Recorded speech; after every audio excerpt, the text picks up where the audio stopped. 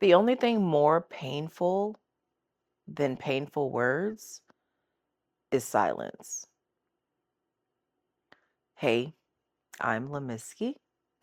Welcome to my channel. I talk about life and tell my stories and gather all the wisdom that I've learned along the way to share with you in hopes that it helps you in some way on your journey. So let's get started. When I think about family, relationships, that's friendships, that's, distant family relationships, close family relationships. The bigger thing that can harm us more than negative words to each other is actually silence. And I say that because silence leaves an opening that is so hard to fill. Because instead of, like, say, for instance, a parent saying, I hate you, what if they never say, I hate you, right? They never say those words. But what if they also never say, I love you? Like, that type of silence can break you down. And so I personally believe that relationships that we are in require so much more communication than we allow ourselves to have. Like, I remember just conversations that I wanted to have with family members or friends where it seemed like I would be, like, doing the most, right? But I thought these were conversations that really needed to be had. Like, what do you think about this? How do you feel about this? Blah, blah, blah, blah, blah. And so I think early on in my life, I didn't have the relationships that had that emotional availability. So it stifled the way that I communicated.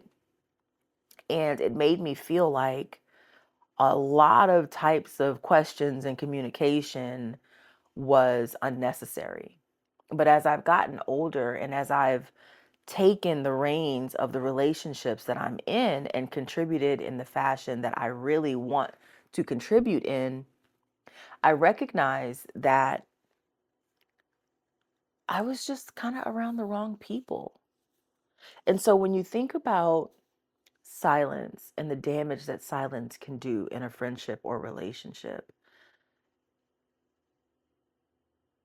it's a conscious choice to be able to say the things that are on your heart to say to someone. Not in the sappy, like, oh, you never know where people are. And, it's not even so much that. It's so much so like, I think because I grew up feeling really, really misunderstood, I wanted to over explain, but it's not even so much over explaining. It's more so the process of actually having someone join you on the journey, right? Instead of just someone watch you on your journey, right? So I don't know. I just feel like there's so much more that can be said and so much more that could have been said. So, how do we grow from that? How do we grow from feeling like our relationships were not fulfilling enough? How do we grow from relationships that were just not, where we just weren't emotionally met? I think it takes a level of self awareness. And I think it also takes a level of clarity and communication with yourself. I remember this one time, um, my nephew asked me, like, I forget how he asked me, but he asked me about my inner world. And I was just, like, so taken aback because I was like, oh my gosh, like, someone I can talk about this type of stuff with, right?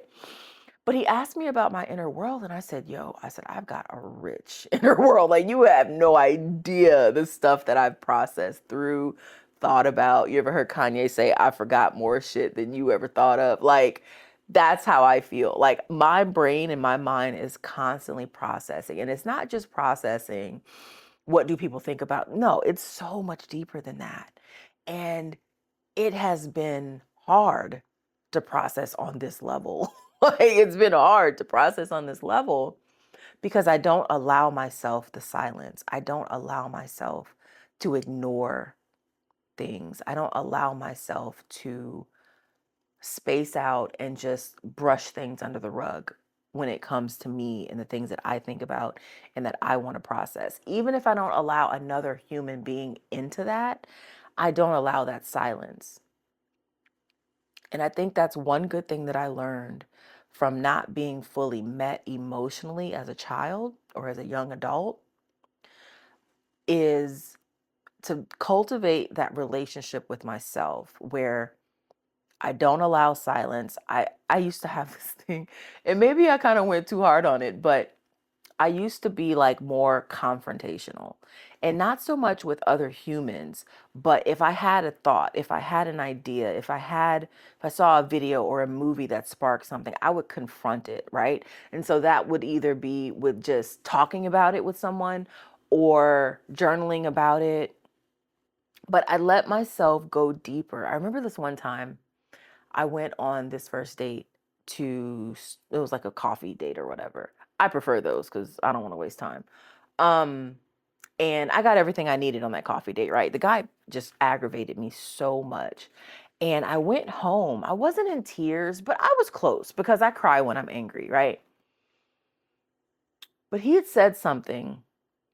He had alluded to that I was getting old and I needed to have kids. And I resented the idea of a man telling me when I needed to have kids. I resented the idea of thinking that I don't get what I want. Like if I want a child, I'll have a child. I may not have it by the time you think I should have it, but I'll have a child, right? And I just remember getting so angry and I came home and I journaled and I journaled and I did the why journal. So here's a tip. So if anything ever agitates you, take out a piece of paper and just ask yourself why and just start writing. And it's not something that you think about. It's something that you allow your hand to do. Just write it out. Why, right? And I think I got about 15 or 20 whys in. Like, why did what he say piss me off, right? It was this reason. And then why was it that reason? Okay. And then why was it that reason? Okay. And then why? And so you just keep going. It sounds dumb, but it's actually really effective. And so I finally got down to the bottom of it and I realized it was something from, I think, my childhood where I was in a really controlling environment, a really unnourishing environment. Let's put it that way, right? And it's okay. It's good. You know what I'm saying? But you still got to deal with the things that come with that. And so I recognized that he was putting a limitation on me. And the way my boundaries are set up, I don't let people put limitations on. I hardly put limitations on myself. So why am I going to let or invite a man into my life who's going to put limitations on me and what I can achieve just because it's a and I'm not saying like medical stuff isn't real, right? The whole geriatric pregnancy and all that stuff. I'm not saying that's not real. What I am saying though is why not wish me the best? Like why not wish good for me?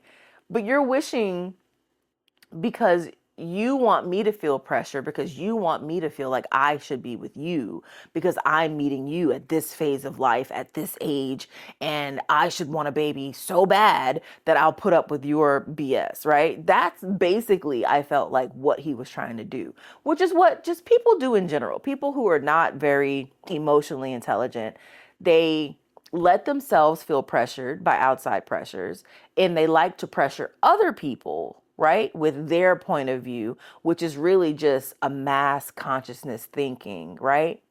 Plenty of women are having children as they get older, especially millennials. So when he put that limitation on me, when he spoke that over me, I don't take that type of stuff gently. I really don't. And I realized in that moment how little patience I have and how sometimes silence is better. Like he should have just shut up, right? But it's okay. I came home, I processed it, and I grew from it. So I said all that to say I confronted that feeling that he brought up in me. I didn't just brush it on the rug and say, oh, he's being an asshole. No, I got curious and it's like, why? Why did that make me so angry? Like, it's not that he as a stranger on a first date made me angry. It was the tone in which he said it, because he was saying it in a very manipulative way, in a very condescending way. But it was also, why did that trigger me like that? Like, let me dig into this. So I don't know. I guess all I'm saying is this. Sometimes the things that go unsaid are painful, right? But sometimes those things that are unsaid create a feeling inside of us that we have to confront, that we have to understand. Why does it hurt me so bad that my parent or my sibling or my friend didn't say this thing to me, right? And then sometimes it's, why did I react that way? And not allow you to meet your own feelings with silence. I don't know. It sounds kind of discombobulated. Let me know in the comments. But that's just something I was thinking about. Like, we can allow the silence to affect us, right? Absolutely. But we can also confront the feelings that come up because of the things that are said, or we can perpetuate the silence inside of ourselves, right? We can continue the silent treatment of ourselves and just brush things under the rug and say, "Oh, I'm upset because of him and he's gone, so I don't have to think about that interaction." I think there's gold in every interaction, especially the interactions that trigger us, because that gets us a layer closer to who we really, really are if we can sit down and think about it. So anyway, this video is getting too long. I just wanted to say that. If you want to stick around and hear more of my rambling about life and decisions and trying to pull the wisdom from all these crazy experiences here on earth, stick around, subscribe, and drop a comment and let me know what you think about this. Did you catch what I was saying when I talk about how we can allow the silence to exist inside of us, or we can actually confront it? I'll love you for being here, and I'll talk to you soon. Bye.